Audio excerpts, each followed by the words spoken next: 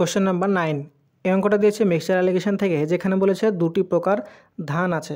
প্রথম জাতের যে ধান আছে তার দাম হচ্ছে 100 টাকা পার কেজি এবং দ্বিতীয় জাতের দাম হচ্ছে 120 টাকা পার কেজি। বলেছে বিক্রেতা দুটি প্রকার ধান মিশিয়েছে এবং 121 টাকা বিক্রি করে 10% লাভ করেছে। তারপরে বলেছে মিশ্রণ প্রথম এবং মিশ্রণ দ্বিতীয় কী পরিমাণে মেশানো হয়েছে। তাহলে এখানে 10% লাভ করেছে মানে হচ্ছে মিশ্রণটা যদি আমাদের দুটি প্রকার মিশিয়ে যদি সে 100 টাকা পেত, তাহলে সেইটা 100 টাকায় সে যে ক্রয় মূল্যটা হয়েছে সেটাকে সে বিক্রি করেছে 10% লাভে, মানে হচ্ছে 110-এ।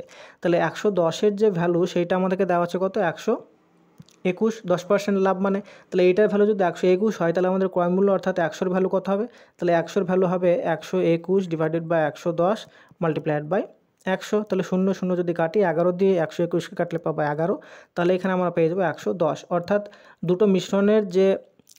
দুটো প্রকারের যে ধান আছে তাদেরকে মিশ্রণ করলে বা মিশ্রিত করলে যে আমরা ধানটা পাবো সেটার যে ক্রয়মূল্য অর্থাৎ আমাদের মিশ্রণের যে ক্রয়মূল্য সেটা হচ্ছে 110 টাকা। এই 110টা বার করার কারণই হচ্ছে যে এইটাই আমরা হচ্ছে মিশ্রণের ক্ষেত্রে কাজে লাগাবো। তাহলে প্রথম প্রকারের যে ধান তার দাম ছিল 100 টাকা পার কেজি, দ্বিতীয় প্রকারের দাম ছিল 120 টাকা পার কেজি, আর মিশ্রণটা আমরা ক্রয়মূল্য পেলাম হচ্ছে 110 টাকা পার কেজি। তো এটা যদি আমরা মিক্সচার অ্যালিগেশন নিয়ম অনুসারে মাইনাস করি তাহলে 120 থেকে 110 মাইনাস করলে পাবো, এখানে পাবো 10, আর 100 থেকে 110 থেকে 100 মাইনাস করলে এখানেও পাবো হচ্ছে 10। তাহলে এইটা হচ্ছে আমাদের দুই প্রকারের ধানের মধ্যে অনুপাত, কী পরিমাণে তাদেরকে মেশানো হয়েছিল। তাহলে এখানে 10 থেকে আমরা লিখতে পারি 1:1 অনুপাতে মেশানো হয়েছিল, অর্থাৎ এখানে আমাদের অপশান নাম্বার বি হয়ে যাবে সঠিক উত্তর।